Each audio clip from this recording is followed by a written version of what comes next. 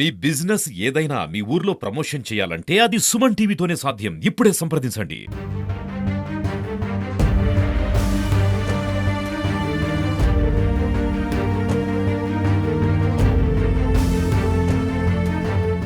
విజయనగరం జిల్లా బొబ్బిలి నియోజకవర్గం తెర్లా మండలం నెమలం గ్రామంలో అందరితో కలివిడిగా తిరుగుతూ ప్రతి ఒక్కరికి కూడా ఫ్యూచర్ ఏ విధంగా ఉండాలో తెలియజేసి ఒక చురుకైన అబ్బాయి. కొన్ని రోజుల్లో పెళ్లి, ఎన్నో కలలు గాని ఎంతో కష్టపడి హోమ్ లోన్ తీసుకొని తన తల్లిదండ్రుల కోసం ఇల్లు కట్టించాడు.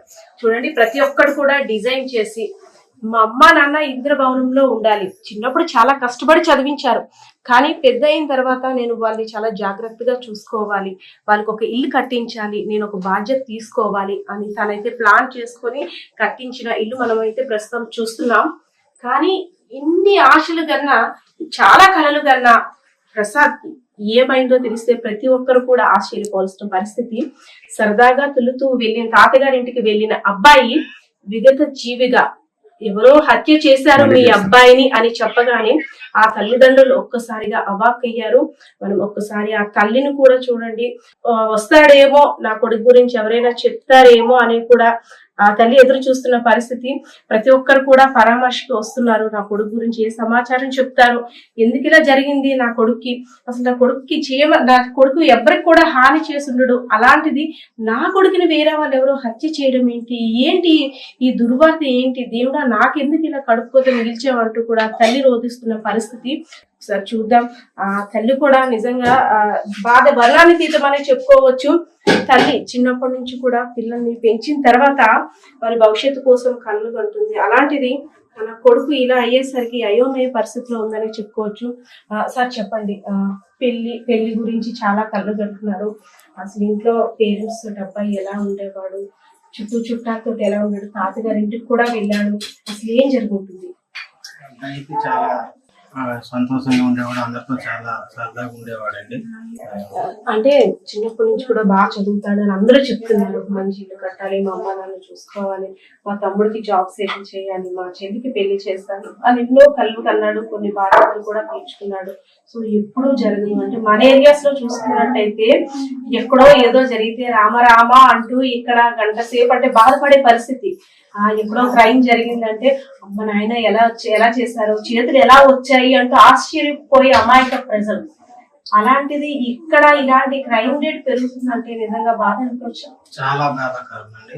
చిన్నప్పటి నుంచో మంచి పట్టుదలతో చదివాడండి. ప్రతి క్లాస్ కూడా ఫస్ట్ వచ్చేవాడు. మా తల్లిదండ్రులు ఎంత కష్టపడి నన్ను చదివిస్తాను, వాళ్ళు ఎవరైనా మంచిది చేస్తామని చెప్పేసి బాగా చదువుకొని మంచిగా ట్యూబ్లైట్ కూడా కొట్టాడండి. ట్యూబ్లైట్ చేసి కూడా బాగా చదివి మంచి ఇల్లు కూడా కట్టించుకొని మ్యారేజ్ చేసుకుని అని చెప్పేసి ఇల్లు కూడా కట్టేసేవాడండి. తొందరగా కట్టేశాడు. మ్యారేజ్ చేసుకుని మనిషి ఫిక్స్ చేసుకున్న మనిషి వచ్చాడండి. సో మనం చూడొచ్చు, ప్రతి ఒక్కరు కూడా గ్రామస్తులంతా కూడా తల్లిని పరామర్శించడానికి, అమ్మ మీ అబ్బాయికి ఇలా అయిందా, ఏంటి ఇలా జరిగింది, ఏదో హెల్త్ బాగాలేదు అని కొడుకు ఏదో అయ్యింది, కాలు ఇరిగిందో చెయ్యి ఇరిగిందో అంటే వచ్చి పరామర్శించే పరిస్థితి ఉంటే బాగుండేది. కానీ ఇలాగా ఒక డెడ్ బాడీ కింద కనిపించాడు, శవమై తేలాడు, ఇంత క్రూరంగా చంపేంత నేరం నా కొడుకు ఏం చేశాడు అనే తల్లి వైపు కూడా అందరూ చూస్తున్నారు. ఆ తల్లి కూడా అందరినీ దయనీయంగా చూస్తుంది. నా కొడుకు ఎందుకు ఇలా అయింది, మేమేం పాపం చేశామంటూ కూడా ప్రతి ఒక్కరు కూడా జాలిగా చూస్తున్న పరిస్థితి. సో ఏదైతేనే విజయనగరం జిల్లా అనేసరికి ఒక ప్రశాంతమైన వాతావరణం, ఏమి గడుసుతనం తెలియని అమాయక ప్రజలు. అలాంటిది ఇటువంటి ఏరియాలో ఇలాంటి క్రైమ్ జరిగిందంటే నిజంగా ప్రతి ఒక్కరు కూడా ఆశ్చర్యానికి గురవుతున్నారు, భయభ్రాంతులు కూడా గురి అవుతున్నారు. ప్రసాద్ ని చూసిన తర్వాత పోలీసులు కూడా విచారణ ప్రారంభించిన తర్వాత డాగ్ స్క్వాడ్ కూడా నిందితులు పట్టుకునేందుకు తన ప్రయత్నం కూడా చేసింది. సో మరింత విచారణ కూడా దర్యాప్తును వేగవంతం చేస్తామని పోలీసులు కూడా తెలపడం జరిగింది. సో ఏదైతేనేమి ఒక మారుమూల ప్రశాంతమైన వాతావరణంలో ఇది ఒక్కసారిగా ఉలిక్కి పడ్డారని చెప్పుకోవచ్చు. ఎక్కడో వింటుంటాం, అలాంటిది ఇక్కడ ఈ సంఘటన జరిగింది, అది కూడా మా ఇంట్లో మా అబ్బాయికి ఇలా జరగడం ఏంటని కూడా తల్లిదండ్రులు నివ్వెరపోతున్న పరిస్థితి.